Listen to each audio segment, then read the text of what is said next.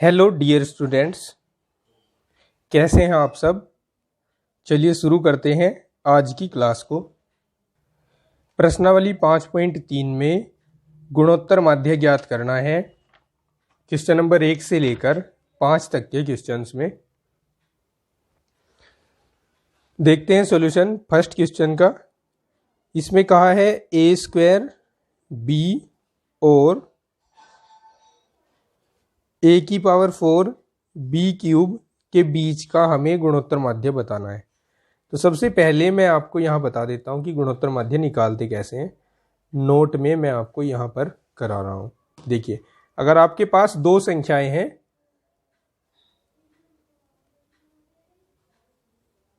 ए व बी और इसका गुणोत्तर माध्य आपको पूछा जाए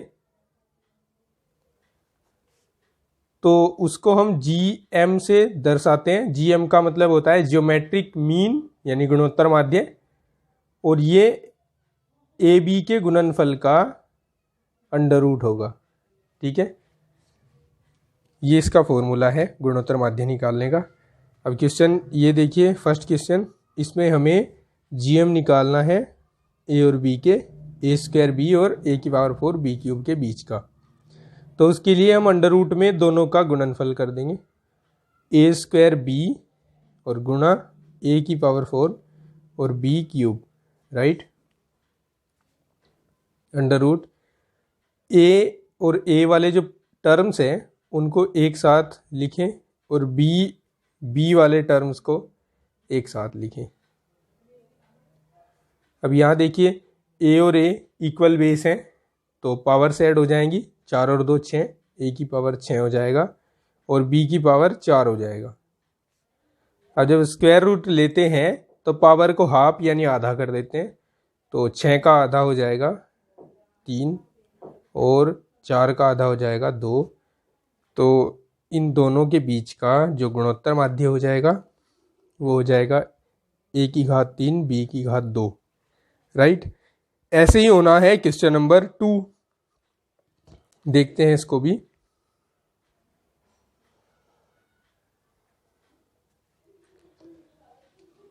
ये हमें 2x की पावर 5 और 8x क्यूब के बीच का गुणोत्तर माध्य निकालना है। तो इसके लिए हम लिखेंगे GM equal under root 2x की पावर 5 इंटू 8x क्यूब। ठीक है, यहाँ पर देखिए 8 की गुणा 2 में कर देंगे तो 16 हो जाएगा, और x इक्वल बेस है तो पावर ऐड कर दो, x की पावर हो जाएगी 5 और 3 जुड़कर 8। अब स्क्वायर रूट यानी वर्गमूल लेते हैं, तो 16 का वर्गमूल होता है 4 और इस पावर को हाफ कर देंगे, x की पावर आ जाएगा 4। ठीक है, क्वेश्चन नंबर 1 और 2 दोनों के आंसर को चेक कर लेते हैं आंसर शीट से। आंसर शीट आप देख सकते हैं स्क्रीन पर शो हो रही है। प्रश्नावली 5.3 का क्वेश्चन नंबर 1 का आंसर है ए क्यूब बी स्क्वायर और 2 का आंसर है 4x की पावर 4, राइट। चलिए अब देखते हैं क्वेश्चन नंबर 3। इस क्वेश्चन में हमें a plus b upon a minus b और a minus b upon a plus b के बीच का जो GM है वो निकालना है। तो under root a plus b upon a minus b into a minus b upon a plus b. हम यहाँ देख रहे हैं कि a माइनस बी से a माइनस बी कैंसिल हो गया, a प्लस बी से a प्लस बी कैंसिल हो गया और GM इक्वल बचा √1 और √1 को हम लिखेंगे GM इक्वल ±1, राइट। अब देखते हैं क्वेश्चन नंबर 4।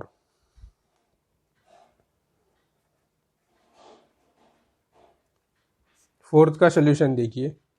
इसमें कहा है कि 0.3 और 0.003 के बीच का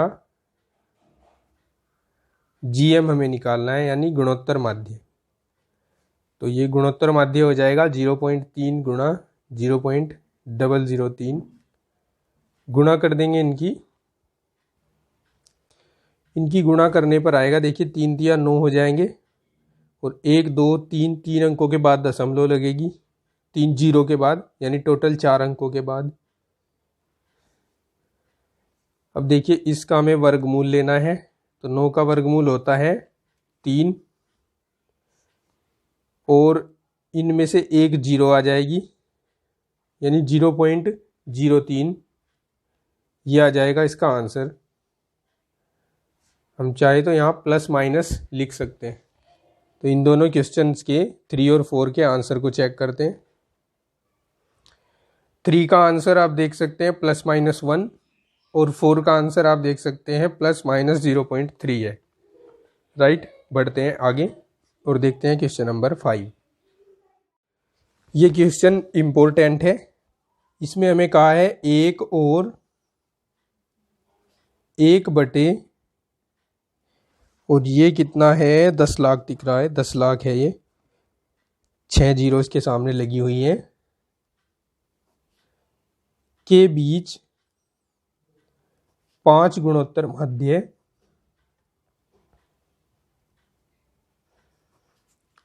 ज्ञात करने हैं हमें, ठीक है। तो सबसे पहले हम ये कह देते हैं कि माना 1 और 10 लाख के बीच, 1 बटे 10 लाख के बीच 5 गुणोत्तर माध्य क्रमशः G1, G2, G3, G4 व G5 हैं। तब देखें, तब इन दोनों के बीच में है ये G1, G2, G3, G4 and G5, तो हम इनको इस तरह भी तो लिख सकते हैं 1, G1, G2, G3, G4, G5, 1/10,000, 10 lakhs, ठीक है, 10 लाख है ये हमारे पास। अब यहाँ पर अगर हम इनको इस तरह से लिख सकते हैं, तो ये सभी पद अब गुणोत्तर श्रेणी में होंगे, यानी GP में होंगे। और यहाँ पर प्रथम पद जो होगा, प्रथम पद होगा 1, इसको हम A मान लेते हैं, ये 1 है, और अंतिम पद भी तो है इसमें, अंतिम पद को AN से दिखाते हैं, और ये 1 बटे 10 लाख है। और पदों की संख्या को N से रिप्रेजेंट करते हैं, और पदों की संख्या इसमें टोटल कितनी है, 5 तो गुणोत्तर माध्य है, और 2 संख्याएं दी गई थी हमें, तो 7 हो गई। अब हम इसके 9वें पद का यूज करके सबसे पहले सार्वनुपात निकाल लें, और सार्वनुपात को फिर हम क्रमशः प्रत्येक पद में गुणा करते चले जाएं, तो हमारे पास G1 से लेकर G5 तक की वैल्यू प्राप्त हो जाएंगी। तो चलिए, अब चूंकि AN इक्वल होता है AR की पावर N-1, राइट, ये nवां पद होता है किसी भी गुणोत्तर श्रेणी का। यहाँ 1 बटे 10 लाख रख लेते हैं, 3 और 2 5 और 1 6, ठीक है। A की वैल्यू रखिए 1 है, और R की वैल्यू 7-1, राइट। चलिए अब आगे बढ़ते हैं। 1 बटे, इसको क्या लिख सकता हूं मैं, यहां पर 6 जीरो है, मैं लिख सकता हूं 10 की घात 6, और यहां R की घात 6 बचेंगे, या इसको इस तरह भी तो लिखा जा सकता है, R की घात 6 बराबर 1 बटे 10 की घात 6, क्योंकि 1 की पावर तो कुछ भी ले लो, 1 ही होता है। अब अगर तुलना की जाए,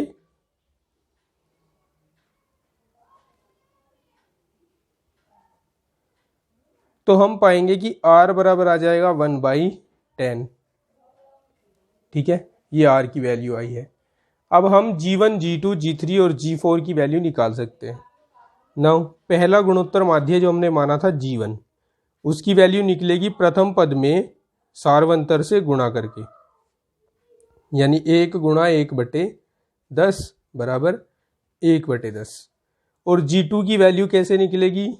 G1 में R से गुणा करके, यानी 1/10 गुणा 1/10 बराबर 1/100 हो जाएगा। फिर G3 की वैल्यू कैसे निकलेगी? ये G2 में R की गुणा करके निकलेगा, यानी 1/100 में 1/10 की गुणा करके, ये आएगा 1/1000। फिर G4 की वैल्यू निकालनी है। G4 की वैल्यू G3 गुणा R करके निकलेगी, और G3 है हमारे पास 1/1000, और उसमें 1/10 से गुणा करेंगे तो ये है 1/10,000 हो जाएगा। फिर है G5। G5 की वैल्यू G4 में R की गुणा करके निकलेगी, और G4 हमारे पास 10,000 आया है, इसमें हम 1/10 से गुणा करेंगे, सॉरी 1/10,000 आया है G4, 1/10 से गुणा करेंगे तो ये हो जाएगा 1/1,00,000, 5 जीरो आ जाएंगी। तो ये हमारे अभीष्ट गुणोत्तर माध्य होंगे। चलिए आंसर को देखते हैं। स्क्रीन पर आंसर शीट में आप देख सकते हैं क्वेश्चन नंबर 5 का जो आंसर है वो है 1/10, 1/100, 1/1000, 1/10,000 और 1/10,00,000। तो आंसर परफेक्टली मैच हो चुका है हमारा। चलिए देखते हैं अब नेक्स्ट क्वेश्चन। अब क्वेश्चन नंबर 6 से आगे के क्वेश्चन इंपॉर्टेंट भी हैं, और जिस कंसेप्ट के ऊपर रन करेंगे पहले वो कंसेप्ट डिस्कस करते हैं। कंसेप्ट ये है कि यदि गुणोत्तर श्रेणी में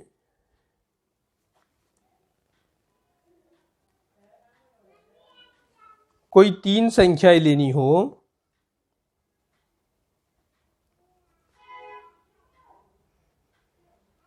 तो हम किस तरह से लेते हैं? A/R², AR², या हम इनको इस तरह से लेते हैं AR²। वो सिचुएशन के ऊपर बेस्ड होगा कि हम ये वाली संख्याएं लें कि ये वाली संख्याएं लें, राइट। अब देखते हैं कि यदि हमें 4 संख्याएं लेनी हो, यदि गुणोत्तर श्रेणी में कोई 4 संख्याएं लेनी हो तो 4 संख्या हम लेते हैं A/R3, A/R, AR और AR3। या अगर सिचुएशन ऐसी है कि हम इनको नहीं ले पा रहे हैं तो हम फिर लेते हैं AR, AR², AR3, फिर हम इनको ले लेते हैं। ठीक है, अभी सिचुएशन से जैसे जैसे बनेंगी आगे डिस्कस करेंगे। अब अगर यदि गुणोत्तर श्रेणी में कोई 5 संख्याएं हमें लेनी हो तो किस तरह से लेते हैं? A/R² पहली संख्या, फिर A/R दूसरी संख्या, फिर A, फिर AR और AR² लेते हैं तीसरी संख्या को। या अगर सिचुएशन कुछ और कह रही है तो हम AR, AR², AR³ और AR⁴ इनको ले सकते हैं। चलिए बढ़ते हैं, अब क्वेश्चन नंबर 6 को देखते हैं। क्वेश्चन नंबर 6 में कहा गया है कि गुणोत्तर श्रेणी के 3 क्रमागत संख्याओं का योग 38 है और उनका गुणनफल 1728 है, संख्याएं ज्ञात करो। तो देखिए इस क्वेश्चन को कैसे हमें स्टार्ट करना है सॉल्यूशन के लिए। तो सबसे पहले हमें इसमें संख्याएं माननी होंगी, तो हम कह देते हैं कि माना अभीष्ट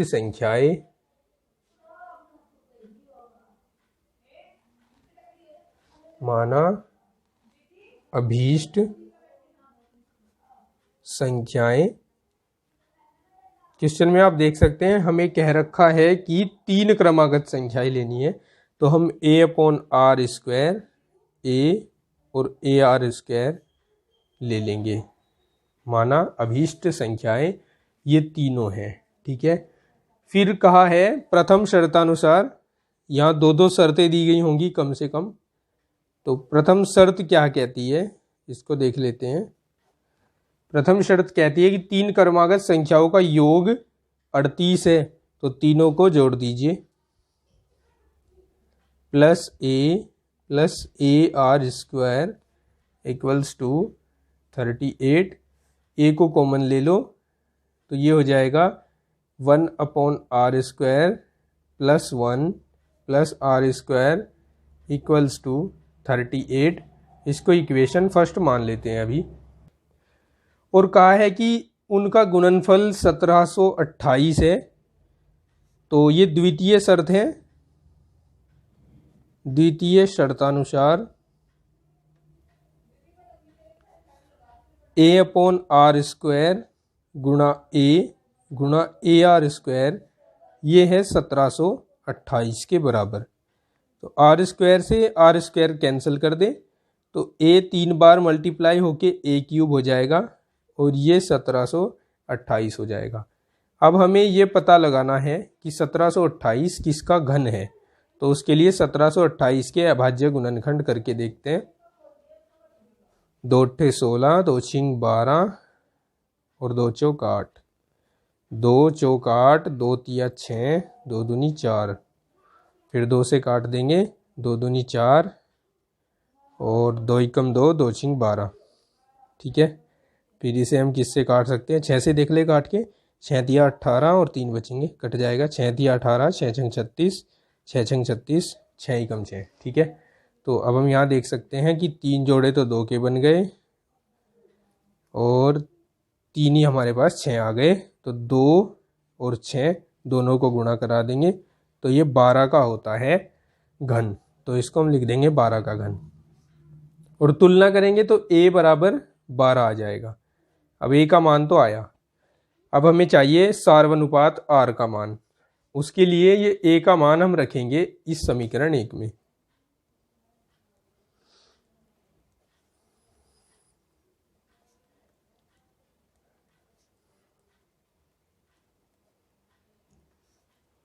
तो यहाँ 12 रख देंगे, 12 × 1/r² प्लस 1 प्लस r² बराबर 38 हो जाएगा।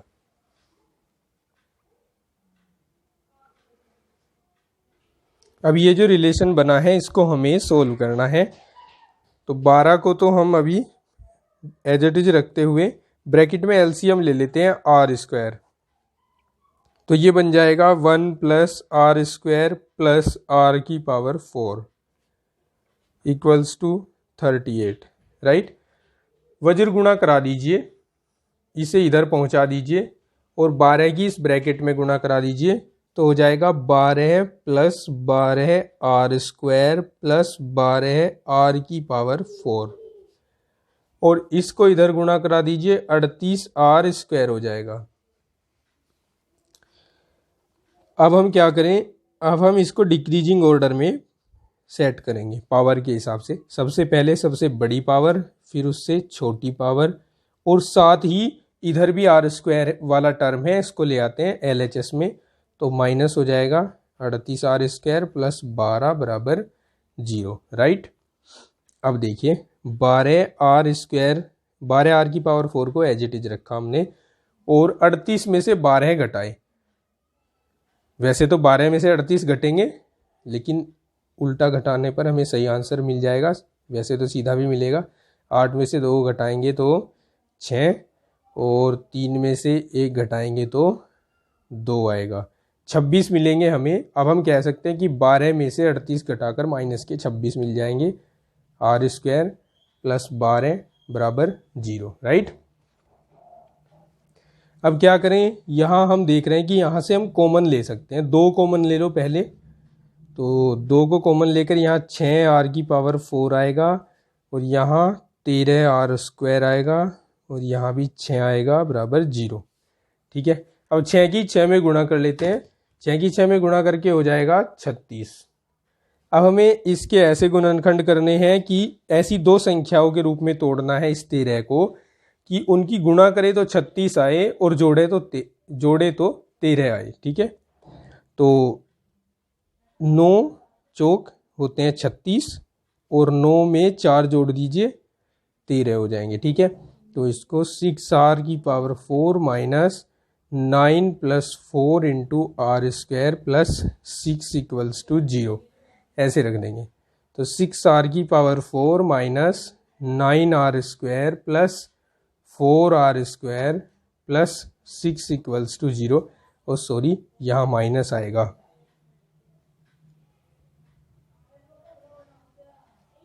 ओके, अब दो दो के जोड़े बना दीजिए। पहले जोड़े से हम मैक्सिमम क्या कॉमन ले सकते हैं, एक तो 3 और आर स्क्वायर कॉमन लिया जा सकता है, तो यहाँ 2r स्क्वायर माइनस 3 बचेगा।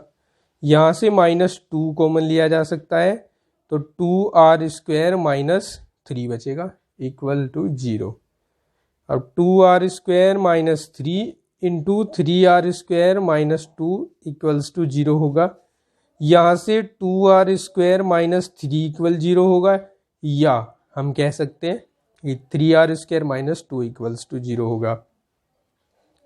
यहाँ से r स्क्वायर का मान हो जाएगा माइनस, ये तो उधर जाके प्लस बन जाएगा 3/2, राइट, और यहाँ से r स्क्वायर का मान हो जाएगा 2/3। तो r का मान यहाँ से बन जाएगा √3/2 और r का मान यहाँ से बन जाएगा √2/3। या अगर यहाँ हम स्क्वायर रूट ना लें तो भी काम चल जाएगा हमारा, क्योंकि r स्क्वायर हमने संख्याओं को मान रखा है। तो अब हम अभीष्ट संख्याएं लिखेंगे। चलिए देखिए कैसे लिखेंगे। अब अभीष्ट संख्याएं, सबसे पहले जो हमने मान रखी थी एज इट इज उनको मैं लिख रहा हूँ। संख्याएं मैंने मानी थी a/r square a/r square, right.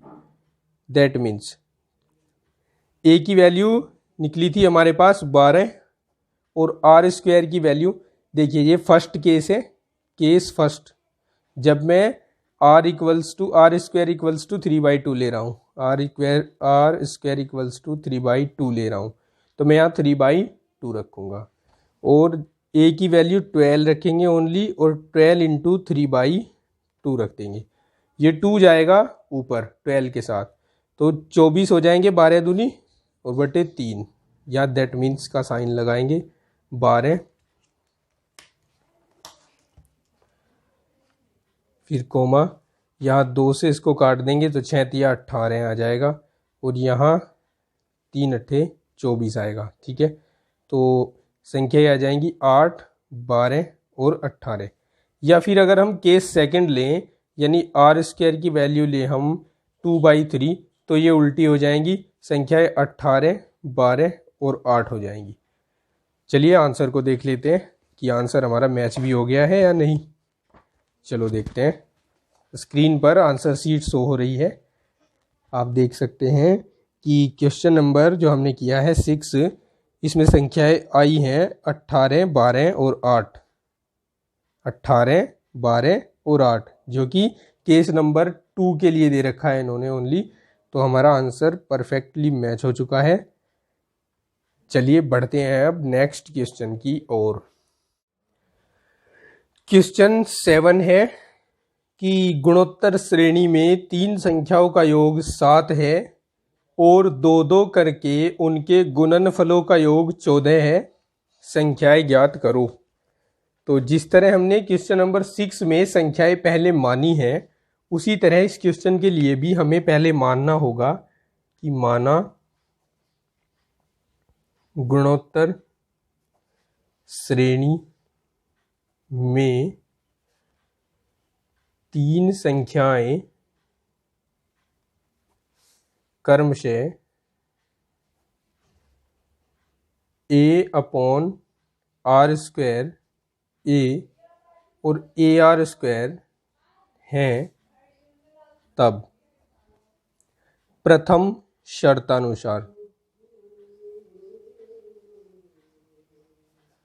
प्रथम प्रथम शर्त क्या कह रही है कि गुणोत्तर श्रेणी में तीन संख्याओं का योग 7 है, तो a/r² plus a plus ar² ये हमें 7 के बराबर दिया है। या हम इसमें से a को कॉमन ले लें तो 1/r² plus 1 plus r² equals to 7 के इक्वल होगा, समीकरण 1। फिर कहा है कि दो दो करके उनके गुणनफलों का योग 14 है। द्वितीय शर्तानुसार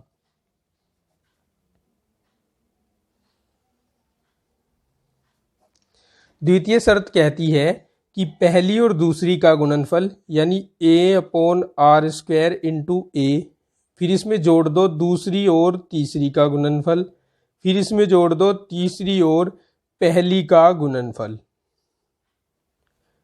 तो ये गुणनफल 14 के बराबर दिया हुआ है। यहां से हम देख रहे हैं कि a²/r² हमें मिल रहा है, यहां से a²r² मिल रहा है, और यहां से r² से r² कैंसिल होकर a² ओनली मिल रहा है, और ये हम 14 के बराबर रख देंगे। अब a² कॉमन आ रहा है तो कॉमन ले लीजिए a² को, तो ये बचेगा 1/r² plus r² plus 1 equals to 14। या हम इसको ऐसे भी तो लिख सकते हैं a² into 1/r² plus 1 plus r² equals to 14। इसको हम समीकरण 2 मान लें। समीकरण 1 और 2 को 1 और 2 देखिए, समीकरण 1 ये है हमारे पास और समीकरण 2, तो समीकरण 2 को समीकरण 1 से भाग दे देते हैं। अब समीकरण 2 भाग समीकरण 1, पहले लिखिए समीकरण 2 को, तो a² into 1/r² plus 1 plus r², और अब इसके अपोन में लिखिए समीकरण 1 का LHS a into 1/r² plus 1 plus r², और इसको इक्वल रख दीजिए RHS के अपोन में RHS को। a² से a से ये स्क्वायर कट जाएगा और ये पूरा टर्म कैंसिल हो रहा है यहाँ, तो a इक्वल टू आएगा, और यहाँ कितना बच रहा है कटकर 2 बच रहा है, तो a इक्वल्स टू 2 आ जाएगा। ठीक है, अब ये a का मान हम दोनों में से किसी भी समीकरण में रख दें, तो मैं समीकरण 1 में इसको रख रहा हूं। समीकरण 1 में a बराबर 2 रखने पर तो ये हो जाएगा, a की जगह रख देंगे 2 into 1/r² plus 1 plus r² equals to 7। या यहाँ से एलसीएम ले लें तो 2 into 1 plus r² plus r⁴ upon r² equals to 7 होगा। वज्र गुणा करा दें तो 2 प्लस इसकी भी मल्टीप्लाई करा दें तो 2r² plus 2r⁴ equals to 7r² हो जाएगा, राइट।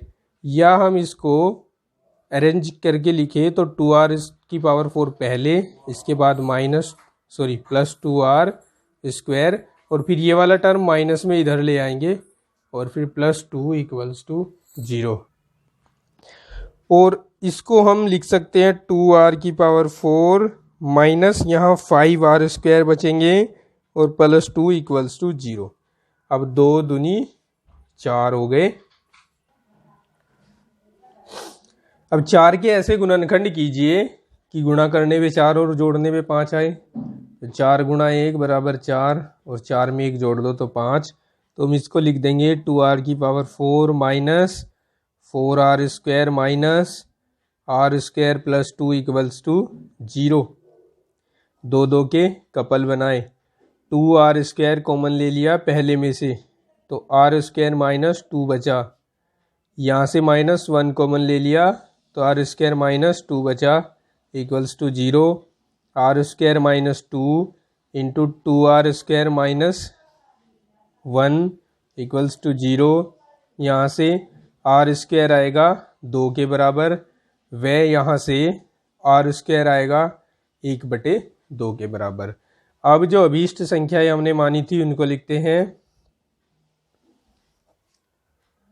अभीष्ट संख्याएं थी हमारे पास a/r², a/r², राइट।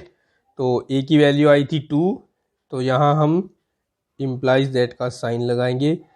तो यहाँ 2 जब हम फर्स्ट केस में r² इक्वल्स टू 2 ले रहे हैं तब की बात मैं कर रहा हूँ, तो यहाँ 2 रख देंगे, यहाँ 2 और 2 इंटू 2। तो इस केस में हमें अभीष्ट संख्याएं मिलेंगी 1, 2 और 4। और जब हम r² इक्वल्स टू 1/2 लेंगे तब जो अभीष्ट संख्याएं हैं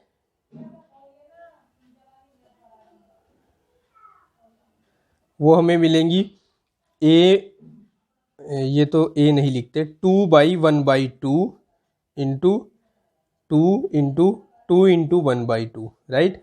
ये 4 हो जाएगा, ये 2 और ये 1। यानी जब हम दूसरा केस लेंगे तो संख्याएं उल्टी मिलेंगी वही संख्याएं, ठीक है। तो ये आंसर हो जाएंगे दोनों इसके, ये और ये दोनों, ठीक है। आंसर सीट में देखते हैं कि कौन सा आंसर दिया है। आप देख सकते हैं कि क्वेश्चन नंबर 7 है और संख्याएं दी है 1, 2, 4।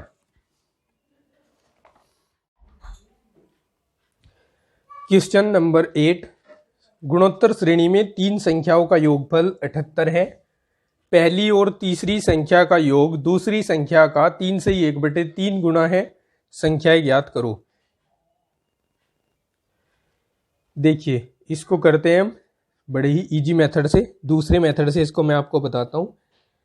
इसमें माना अभीष्ट संख्याएं, इसमें संख्याओं को मैं a, AR और AR² मान रहा हूं। तब प्रथम शर्तानुसार, प्रथम शर्त में कहा गया है कि इन तीनों संख्याओं का योगफल 78 है, अर्थात a + AR + AR² बराबर 78। या a को हम कॉमन ले लें तो 1 + R + R² बराबर है 78 के। इसको हम समीकरण 1 मान लें। और कहा है कि पहली और तीसरी संख्या का योग, तो a और AR² का योग पहले हम लिख देते हैं कि द्वितीय शर्तानुसार a + AR², ये बराबर होगा 3 से 1/3 गुणा दूसरी संख्या यानी AR के। अब a कॉमन ले लें तो 1 + R² आएगा, और इसको उचित भिन्न में बदलें तो 3 × 9 और 1 10, ये 10/3 AR आएगा। a से a कैंसल, वज्र गुणा कर दीजिए तो 3 + 3R² बराबर 10R। या अगर इनको हम अरेंज करें द्विघात समीकरण के रूप में तो हम इनको लिख सकते हैं 3R² प्लस, सॉरी ये इधर लाएंगे तो -10R + 3 बराबर 0 हो जाएगा। अब हमें इसके गुणनखंड करने हैं, उसके लिए हम देख रहे हैं कि 3 में 3 की गुणा करने पर 9 मिल रहा है, और 9 में 1 की गुणा करने पे 9, और 9 और 1 को जोड़ने पे 10 मिल रहा है। तो हम 10 को हटाकर 10 की जगह रखेंगे 3R² - 9R - R + 3 बराबर 0, ठीक है। नेक्स्ट पेज पे देखते हैं।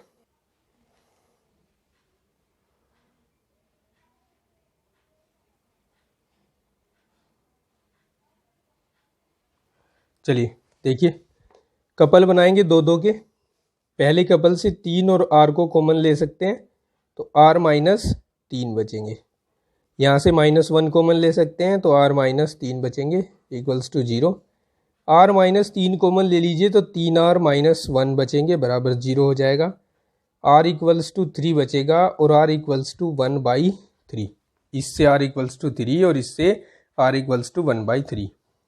अब अभीष्ट संख्याएं लिखेंगे, लेकिन उससे पहले a का मान भी तो निकालना है। तो अब हम समीकरण 1 का यूज करते हैं। समीकरण 1, और पहले मैं लिख देता हूँ, समीकरण 1 थी 1 + R + R² into a equals to 78, ये थी हमारे पास। यहाँ हम R की वैल्यू 3 रख लेते हैं, तो a into 1 plus 3 plus 3 square equals to 78। a into, ये देखिए कितने हो जाएंगे, 3 और 1 4, और 9 यहाँ से, 9 और 4 13 बराबर 78, और 13 ही कम 13, 13 छिंग 78, तो a बराबर आ जाएगा 6। अब अभीष्ट संख्याएं लिखने की बारी है।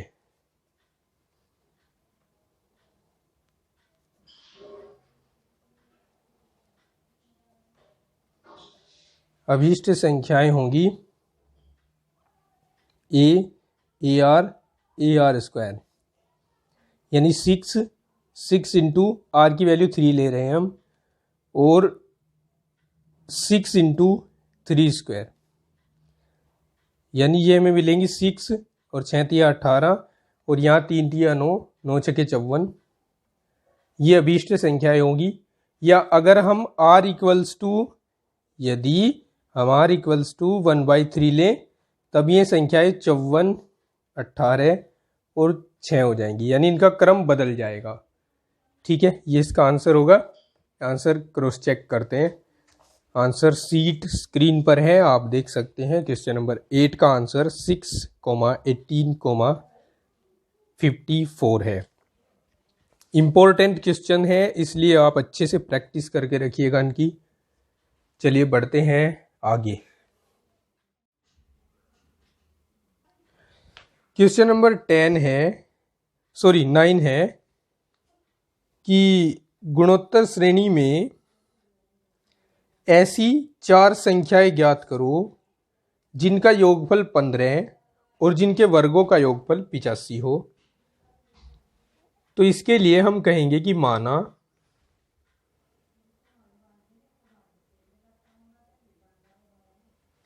गुणोत्तर श्रेणी में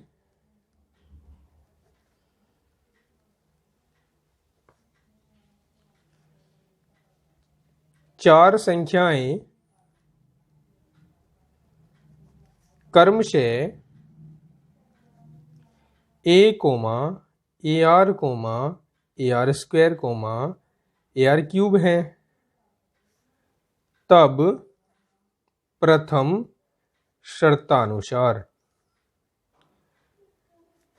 देखिए स्टूडेंट्स, प्रथम शर्त क्या कहती है कि 4 संख्याएं ज्ञात करो जिनका योगफल 15 है। तो प्रथम शर्त कह रही है कि चारों को जोड़कर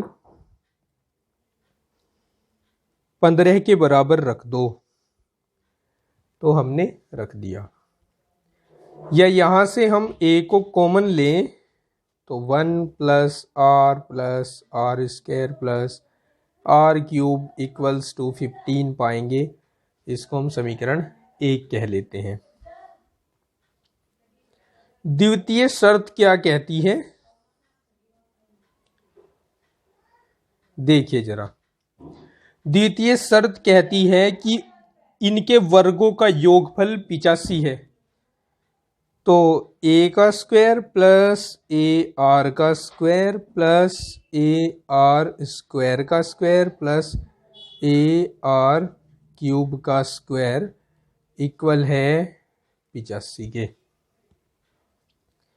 a square plus a square R square plus a square R की power 4 plus a square R की पावर 6 इक्वल्स टू 85। या हम यहाँ से a स्क्वायर को कॉमन ले ले तो लिखेंगे 1 plus R square plus R की पावर 4 प्लस R की पावर 6 इक्वल्स टू 85। इसको हम समीकरण 2 मान लेते हैं। अब समीकरण 1 से देखिए,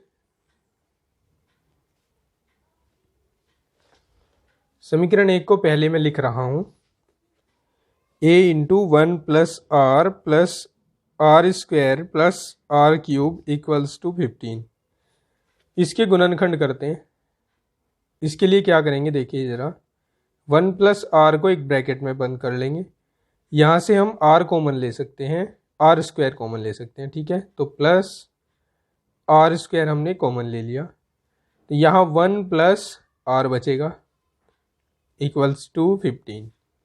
अब a इंटू यहाँ 1 प्लस आर दोनों टर्म्स से कॉमन आ गया तो 1 प्लस आर स्क्वायर बचेगा। इसको हम समीकरण नंबर 3 लिख लेते हैं।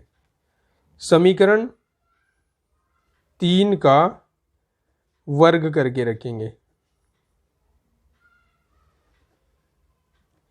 और इसका वर्ग हमें क्यों करना पड़ रहा है, क्योंकि हमें जो शर्त दे रखी है द्वितीय शर्त, उसमें इन सभी पदों का स्क्वायर कराया है। तो हमें अगर इनको हल करना है तो पहली समीकरण से जो हमें प्राप्त तीसरी समीकरण हुई है इसका वर्ग करके रख लेंगे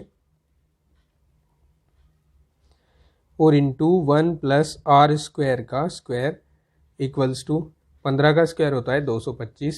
इसको हमने मान लिया समीकरण 4।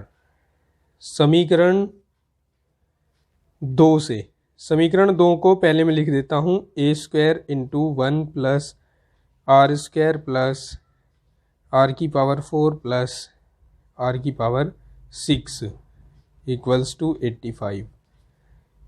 या मैं इसको इस तरह भी तो लिख सकता हूँ 1 प्लस आर स्क्वायर को एक ब्रैकेट में लिख लें और यहाँ प्लस आर की पावर 4 को कॉमन ले ले तो 1 प्लस आर स्क्वायर बचेगा, यहाँ से पावर 4 जाएंगी तो 2 बचेंगी इक्वल्स टू 85।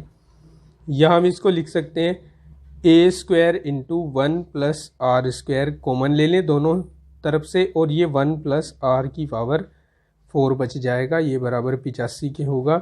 इसको मान ले समीकरण 5।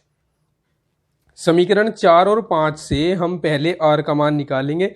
उसके लिए हमें समीकरण 4 को समीकरण 5 से भाग देना होगा जिससे ए स्क्वायर से ए स्क्वायर कैंसिल हो जाएगा।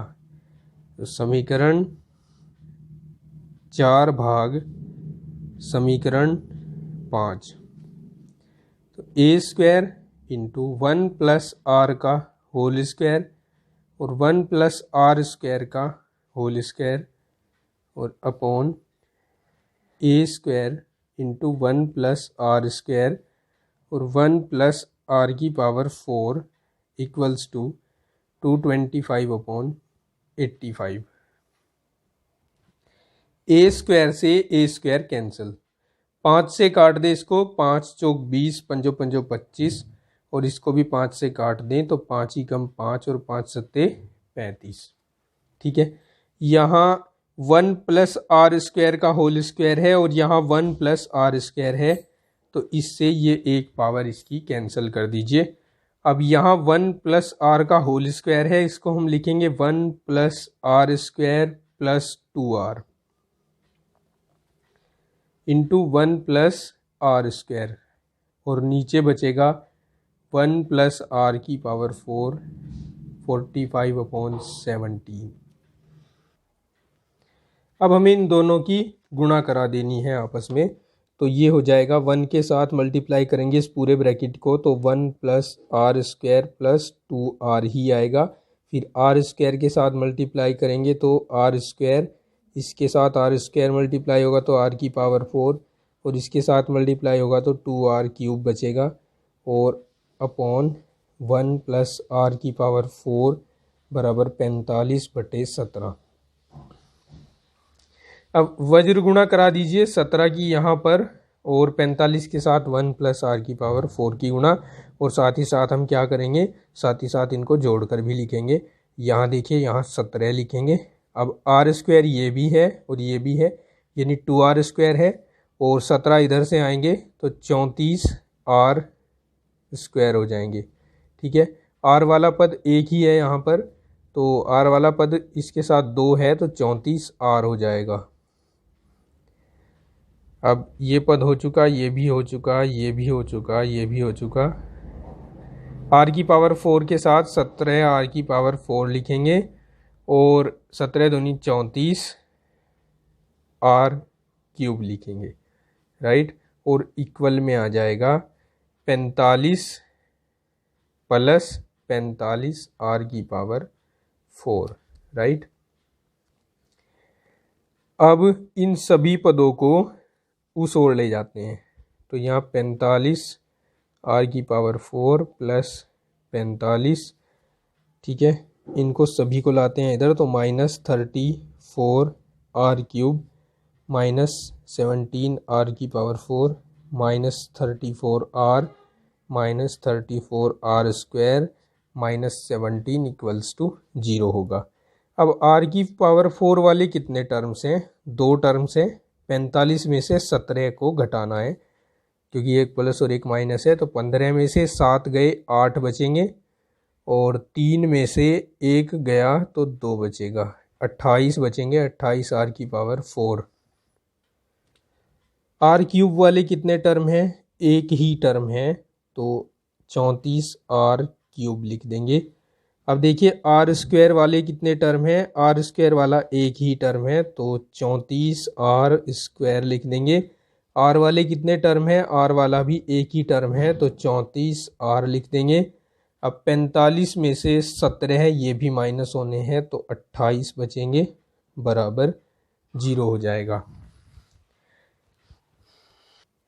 अब इसमें से 2 को कॉमन ले सकते हैं, तो यहाँ बचेंगे 14r की power 4 minus 17r cube minus 17r² minus 17r और प्लस 14 बराबर 0। ठीक है। अब इस समीकरण को हमें हल करना है। हल करने के लिए हम यहाँ गुणनखंड प्रमेय यूज करेंगे। अब गुणनखंड प्रमेय आपने कक्षा 9 में पढ़ा है। गुणनखंड प्रमेय में हम क्या करते थे कि r की जगह, वहाँ x होता था, तो x की जगह हम क्या करते थे, कोई नंबर्स रख के देखते थे जो कि इस पूरी समीकरण को 0 कर दे। हम वहाँ 1 से शुरुआत करते थे, पहले 1 रख के देखते थे, फिर -1, फिर अगर सेटिस्फाई नहीं होता था तो 2 रखते थे, -2 रखते थे। तो यहाँ जिससे ये सेटिस्फाई हो रहा है उसको ढूंढते हैं। तो यहाँ r इक्वल्स टू 2 रख के देखते हैं LHS इक्वल RHS होती है या नहीं। तो LHS ले लेते हैं। LHS हो गया 14 इंटू 2 की पावर 4 माइनस 17 इंटू 2 की पावर 3 माइनस 17 इंटू 2 की पावर 2 का square minus 17 into 2 plus 14 into 2 की पावर 4 कितने होते हैं? 2 दूनी 4 दूनी 8 दूनी 16 होते हैं, और यहाँ 17 गुणा 8, यहाँ 17 गुणा 4, और यहाँ 34 हो जाएगा, और यहाँ 14। 16 और 14 की गुणा करेंगे तो 224 आएगा, और इसमें हम जोड़ेंगे 14 को, बाकी सारे माइनस वाले टर्म से एक जगह जोड़ेंगे। 17 अट्ठे होते हैं 136, और 17 चौका होते हैं 68, तो यहाँ 68 लिख देंगे, माइनस 34 हो जाएगा। इन दोनों को जोड़े तो 4 4 8, 2 और 1 3, 238, और इनको जोड़े तो 8 और 4 12, और 6 18, और 6 और 3 9, और 3 12, और 1 13, और फिर 1 और 1 2। यहाँ आ गया 0 आ गया, जो कि RHS के बराबर हो गया। अर्थात इसका मतलब हुआ r इक्वल्स टू 2 इसका एक गुणनखंड है। अब एक गुणनखंड मिल गया हमें, बाकी ढूंढने की आवश्यकता हमें यहाँ नहीं है, क्योंकि हम यहाँ गुणनखंड तो कर नहीं रहे, हम यहाँ गुणोत्तर श्रेणी को पढ़ रहे हैं, जिसमें हमें r की वैल्यू चाहिए थी, जो हमें मिल गई। अब इस r की वैल्यू को समीकरण 1 में रखकर हम a की वैल्यू निकाल लेंगे, या इस r की वैल्यू को मैं रख लेता हूँ इस समीकरण नंबर 3 में। आप देख सकते हैं समीकरण 3 है a इंटू 1 प्लस r और 1 प्लस r² इक्वल्स टू 15। तो समीकरण 3 में हमने रख दिया है r की वैल्यू को, तो a इंटू ये 2 और 1 3 हो गए, और ये 2 दूनी 4 और 1 5 हो जाएंगे, बराबर 15। या हम लिख सकते हैं a बराबर 15, और यहाँ से 3 पंजे 15 आएंगे, तो a बराबर हो जाएगा 1। ठीक है, a बराबर 1 आ गया, और r बराबर हमने निकाला था 2। अब अभीष्ट संख्याएं लिखने की बारी आई। अब अभीष्ट संख्याएं a, AR, AR² AR की पावर क्यूब, AR क्यूब। ठीक है, ये हमने अभीष्ट संख्या मानी थी। तो अब यहाँ हम 1 इंटू 1 इंटू 2, 1 इंटू 2 की पावर 2 और 1 इंटू 2 की पावर 3 रख देंगे। ये 1 ही रहेगा, ये 2 ही रहेगा, ये 2 दूनी 4, 4 एकम 4 और 2 तिया 6, नहीं 2 दूनी 4 दूनी 8, ये 8 हो जाएगा। तो ये अभीष्ट संख्याएं आएंगी और आंसर हो जाएंगी। चलिए आंसर चेक करते हैं। आप देख सकते हैं क्वेश्चन नंबर 9 का आंसर दिया है 1, 2, 4 और 8।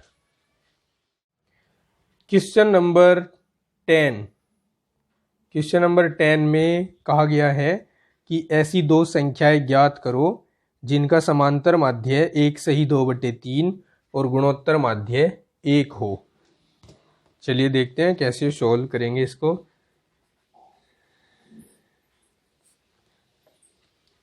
यहां लिख लेते हैं कि माना संख्याएं A व B हैं, तब दिया है गुणोत्तर माध्य दिया है हमें इसका 1 और समांतर माध्य दिया है 1/2/3। समांतर माध्य अगर बात करें ए बी के समांतर माध्य की तो वो होता है a+b/2 और जो हमें दिया है 1/2/3 के equal. It is imply a+b बराबर हो जाएगा, ये 2 उधर ले जा रहे हैं हम गुणा में, 2 गुणा और इसको बदल रहे हैं उचित भिन्न में, 3 एकम 3 और 2 5/3। या हम लिख सकते हैं कि a+b बराबर आएगा 10/3। इसको हम समीकरण 1 कह लेते हैं। गुणोत्तर माध्य इसका दिया है 1, तो गुणोत्तर माध्य को हम √AB से दिखाते हैं और ये हमें 1 के बराबर दिया है। वर्ग कर दो दोनों ओर का, तो AB बराबर 1 आएगा। या यहां से A की वैल्यू B के पदों में 1/B निकलेगी। इसको हम समीकरण 2 कह देते हैं। समीकरण 1 और 2 को हल करेंगे 1 व 2 से।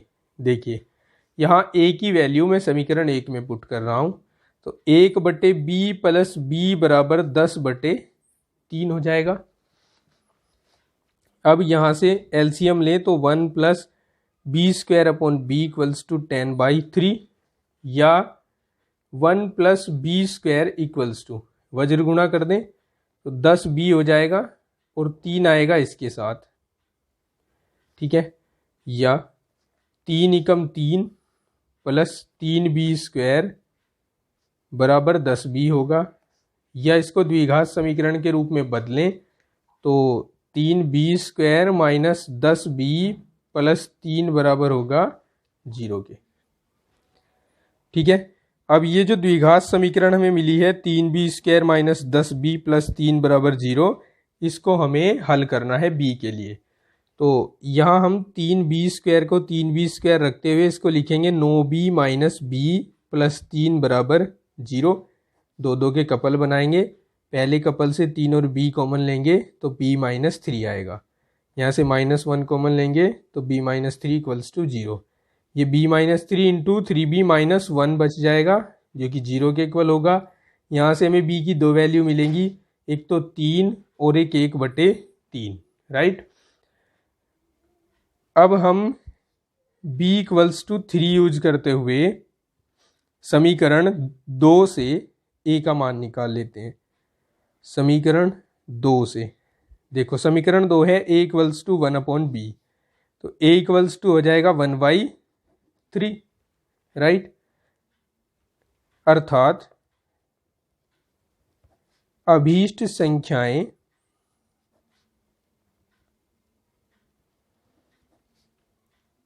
एक बटे 3 व 3 है। ये होगा इसका आंसर।